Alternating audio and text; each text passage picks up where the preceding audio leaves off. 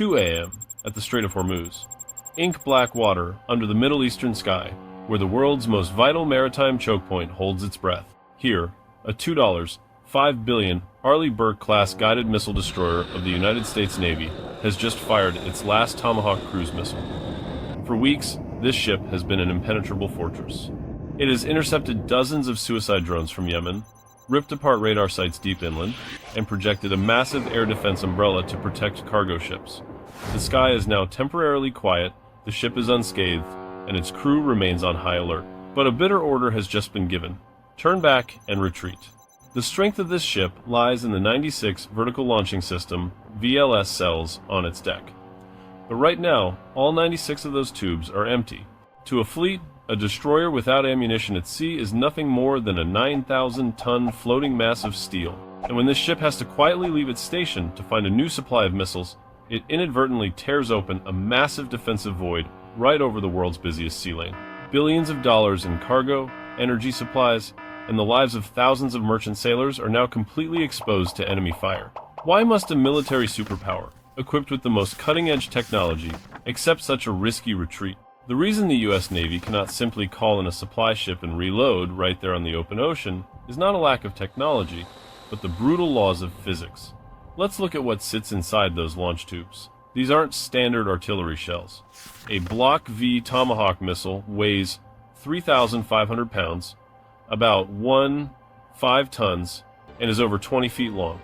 Inside that steel cylinder is a jet engine, a complex computerized guidance system, hundreds of pounds of high explosives, and a combustion chamber packed with highly flammable propellant. Inserting this missile into a VLS cell at sea is like threading a needle during an earthquake. The VLS tube leaves a clearance margin measured in mere inches, and out on the ocean, a ship never stands still. The Red Sea or the Persian Gulf constantly subjects a hull to multi-directional movement. Heave, sway, surge, roll, pitch, and yaw. When you use a traditional crane to suspend 5 tons of explosives from a cable, you lose all control. The cable begins to swing. The missile turns into a massive, deadly pendulum. The difference in motion between the rolling ship and the swinging missile creates the pendulum effect. Just one miscalculation, one sudden wave, and the missile will slam into the steel wall of the launch cell. Friction and impact could detonate the propellant and the warhead right on the deck. Physics does not compromise. Gravity does not show mercy. Because of that catastrophic risk, reloading via crane on choppy seas has been completely eliminated from U.S. Navy operations. Unable to reload on the spot, American warships are trapped in a bleeding logistical loop. When the last launch tube goes empty, the ship has only 2 choices: stay and become easy prey, or leave. And leave they must. To get new missiles, the ship must travel to safe ports equipped with solid concrete piers and shore-based cranes. If the base in Bahrain is at capacity, the ship must sail thousands of nautical miles south to Diego Garcia in the Indian Ocean, or pass through the Suez Canal to reach Ceuta Bay in Greece. The cost and time is a strategic nightmare. 1 week to get there, 5 days sitting under a crane to load each missile, and another week to travel back to the combat zone. That is a total of 21 days absent.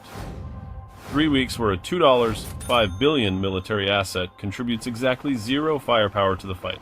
If a fleet has 9 destroyers, at any given moment, 3 are fighting, 3 are depleted and heading to port, and 3 are struggling to make it back. The actual combat capacity of the entire fleet evaporates by over 60% purely due to logistics. America's adversaries are not blind. Iranian strategists and Houthi forces understand this cycle perfectly. They don't even need to figure out how to sink an Arleigh Burke, a near-impossible task. Instead, they use firepower saturation tactics. They launch swarms of cheap suicide drones worth tens of thousands of dollars, forcing American warships to exhaust their multi-million-dollar inventory of interceptor missiles. And when the magazines run dry, when the massive destroyer is forced to turn its back and leave, tragedy strikes. In the summer of 2024, capitalizing on the exact defensive gaps left by U.S. ships heading out to reload, the Houthis found their marks. The cargo ship Tudor was sunk. The Verbena caught fire. Innocent sailors paid with their blood for a mechanical flaw in the machine of war. Fully aware of this fatal Achilles heel, the Pentagon has been urgently searching for a solution. A game-changing device is finally emerging: the TRAM system. Developed by the Johns Hopkins University Applied Physics Laboratory, the principle behind TRAM transferable reload at sea method is brutally simple yet brilliantly clever. If the cable causes the pendulum swing, eliminate the cable. Instead of suspending the missile midair, TRAM uses a rigid steel rail system attached directly to the VLS module on the ship's deck. From the supply ship, the missile is transferred over and immediately locked in place by TRAM's massive hydraulic arms. Now a new physical concept is established: the rigid body. The ship, the TRAM rail, and the 1 5-ton missile are now a single, unified block. If a wave causes the ship to roll 15 degrees, the rail rolls 15 degrees, and the missile rolls exactly 15 degrees. There is no lag. There is no pendulum. The missile is rotated vertically and driven slowly, precisely straight down into the launch tube by hydraulic pressure. The machine completely neutralizes the fury of the ocean. With TRAM, a destroyer no longer has to run back to port.